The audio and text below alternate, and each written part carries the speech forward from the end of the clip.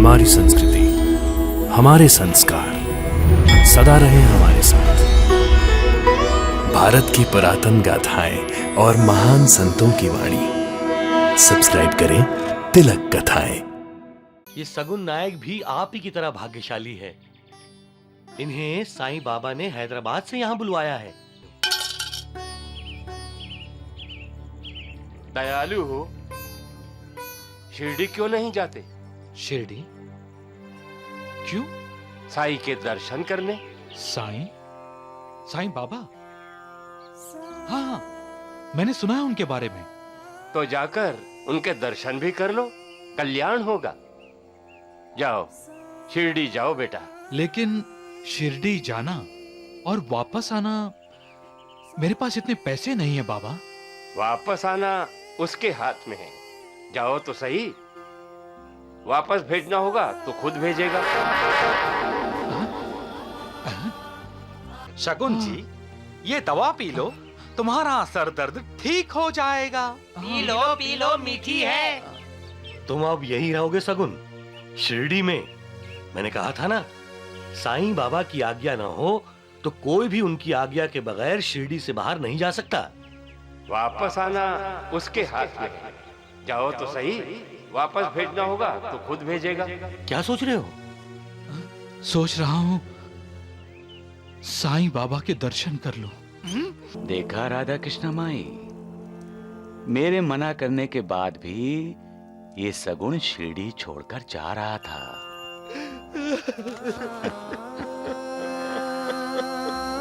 अब शिरडी तुम्हारा कार्यक्षेत्र होगा। सगुन शिरडी में ही रहेगा? लेकिन वो यहां करेगा क्या? द्वारिका माई से बाहर जाने के बाद जो पहली चीज सगुन अपने हाथ में पकड़ेगा, उसी का ही व्यापार करेगा।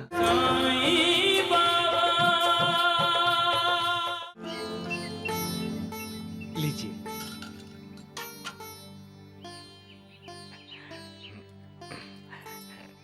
ये लो।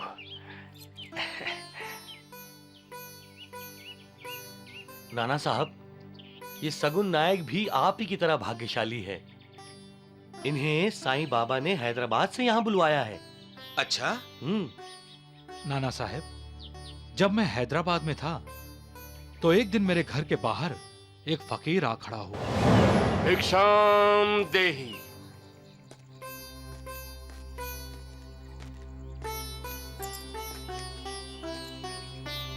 ये लो। दयालु हो, शिरडी क्यों नहीं जाते? शिरडी?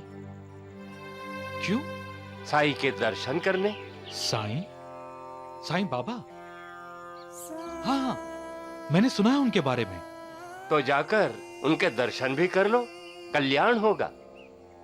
जाओ, शिरडी जाओ बेटा। लेकिन शिरडी जाना और वापस आना, मेरे पास इतने पैसे नहीं है बाबा। वापस आना उसके हाथ में है। जाओ तो सही। वापस भेजना होगा तो खुद भेजेगा। ये बाबा कहाँ गए? माँ जी, आपने अभी अभी यहाँ से किसी बाबा को जाते हुए देखा? नहीं तो। गायब? गायब हो गए? कहाँ खोए हो सगुन? देख कर चलो। माफ कीजिए साहूकार जी, मेरा ध्यान कहीं और था। तुम्हारा ध्यान किधर था? सोच रहा हूं शिरडी जाऊं। सगुन, मैं शिरडी ही जा रहा हूं। महालसापति, श्यामा, राधा कृष्णा बाई, ये दोनों हैदराबाद से यहां आए हैं। साईं बाबा, आपको कैसे पता चला कि ये हैदराबाद से आए हैं? कैसे पता नहीं होगा? मैंने ही तो इनको यहां आने के लिए बुलाया है। ये भिक्षा दी थी ना तुमने मुझे, और साहूकार से मिलवा दिया तुम्हें, ताकि तुम उसके साथ यहां आ सको। सबका मालिक एक है।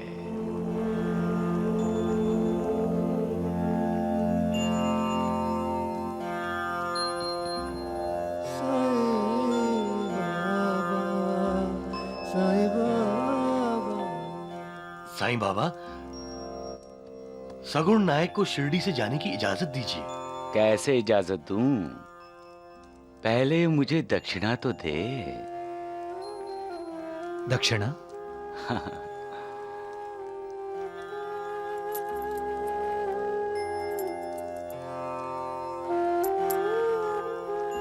बस और नहीं।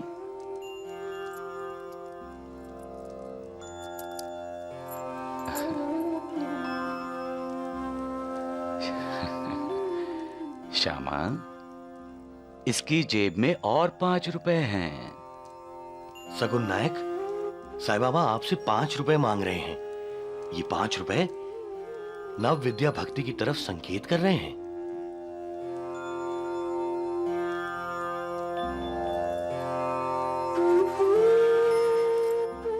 अल्लाह, अब तो सगुन हैदराबाद जा सकता है ना साईं बाबा? अब कैसे जा सकता हूं मैं? मेरे पास तो पैसे ही नहीं है। सगुण अब शिरडी छोड़कर नहीं जाएगा। अब वो शिरडी में ही रहेगा, हैदराबाद में नहीं। लेकिन माधवराव जी, मैं शिरडी में कैसे रह सकता हूँ? मुझे हैदराबाद जाना ही होगा। आप भूल गए हैं सगुन, साईं बाबा ने आपको शिरडी से जाने की आज्ञा नहीं दी है। फिर भी मुझे जाना ही होगा।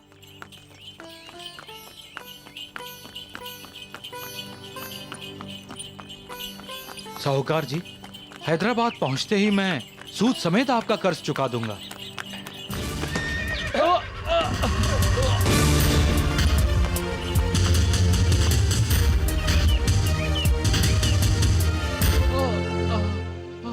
शगुन जी, ये दवा पी लो, तुम्हारा सर दर्द ठीक हो जाएगा। पी लो मीठी है। तुम अब यही रहोगे सगुन, शिरडी में? मैंने कहा था ना, साईं बाबा की आज्ञा ना हो तो कोई भी उनकी आज्ञा के बगैर शिरडी से बाहर नहीं जा सकता। वापस आना उसके हाथ में है। जाओ तो सही, वापस भेजना होगा तो खुद भेजेगा। क्या सोच रहे हो? सोच रहा हूं साईं बाबा के दर्शन कर लूं। देखा राधा कृष्ण माई, मेरे मना करने के बाद भी ये सगुण शिरडी छोड़कर जा रहा था।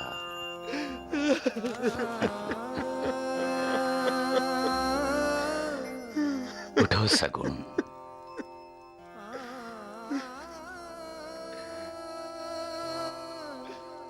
अब शिरडी तुम्हारा कार्यक्षेत्र होगा।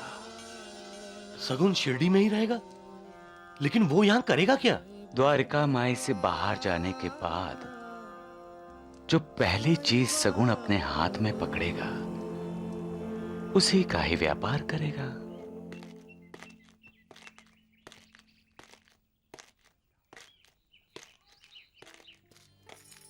माँ, ये काका साईं बाबा के भक्त है, इसीलिए साईं बाबा ने इन्हें हैदराबाद छोड़ शिरडी में रहने को कहा है।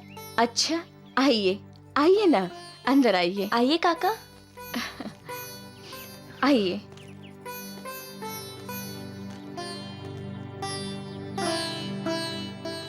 बैठिए, मैं भी आई। बैठिए ना काका। हाँ हाँ। काका, ये आपके माथे पे क्या हुआ? ये मेरी भूल का नतीजा है बेटा। मैं हैदराबाद वापस जा रहा था कि अचानक मेरा तांगा पलट गया। साईं बाबा की इच्छा नहीं थी कि मैं वापस जाऊं। साईं बाबा की लीला को कोई समझ नहीं पाया। साईं बाबा के भक्त की खातिरदारी करनी चाहिए लक्ष्मी।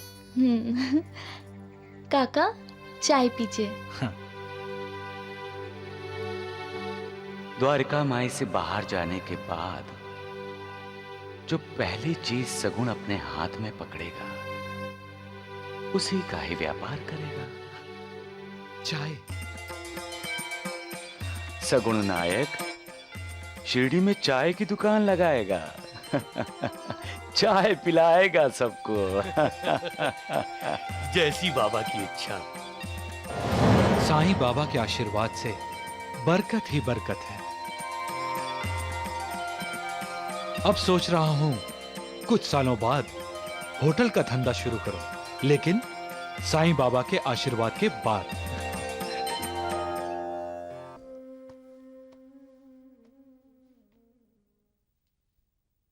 नानी, मैना,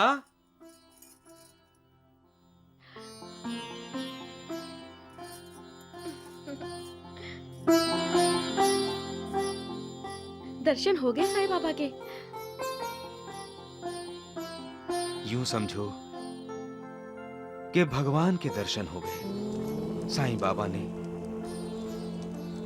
केवल मेरी तरफ देखा, मेरा दिल गदगद हो गया।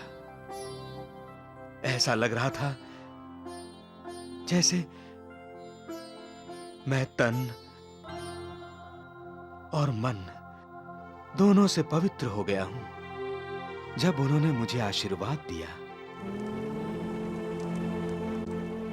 क्या वर्णन करूं मैं साईं बाबा का।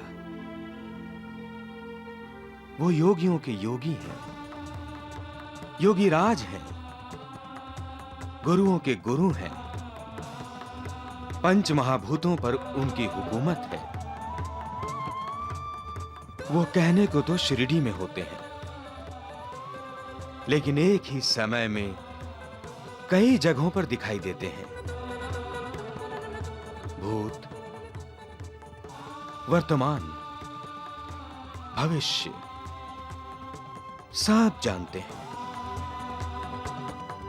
उनके मुख से सदैव अमृत की वर्षा होती रहती है।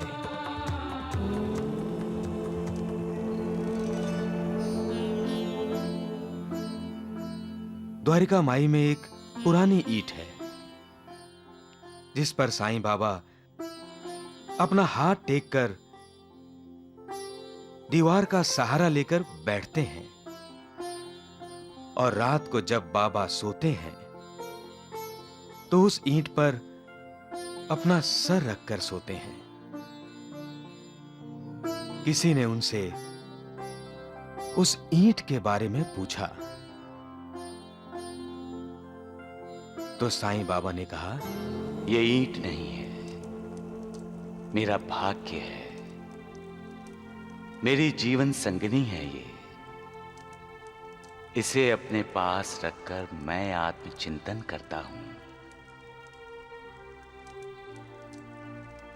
मुझे ये प्राणों के समान प्रिय है। लेकिन नाना, साईं बाबा जैसी दिव्य विभूति को एक ईंट जैसी तुच्छ वस्तु के लिए इतनी ममता क्यों? साईं बाबा जैसे करुणा अवतार जब इस पृथ्वी लोक पर अवतरित होते हैं तो लोगों के लिए वो गुण लीलाएं करते रहते हैं। मेरी अपनी सोच है कि साईं बाबा हम सभी को संकेत देते हैं कि मनुष्य जीवन ईंट के समान है। उसे संभालो, सन्मार्ग पर रखो उसे। अगर कुमार्ग पर गए तो टूटने वाली ईंट की तरह जीवन की दशा हो जाएगी। जो सद्गुरु या अन्य किसी आध्यात्मिक ज्ञान की खोज में निकलता है, ईश्वर हमेशा उसकी सहायता करता है। मुक्ति पाने का एकमात्र उपाय है सद्गुरु के श्री चरणों में अटल प्रेम और भक्ति। मेरी ओर अनन्य भाव से देखो तो मैं भी तुम्हारी ओर वैसे ही देखूंगा। इस द्वारिका माई में बैठकर मैं सत्य को उजागर करते हुए कहूंगा कि भवसागर पार करने के लिए शास्त्रों के अध्ययन अथवा साधनाओं की आवश्यकता नहीं है। केवल गुरु पर विश्वास पर्याप्त है।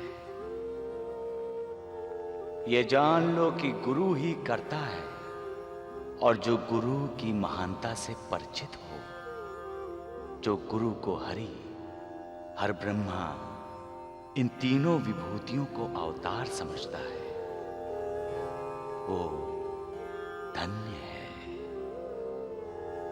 सबका मालिक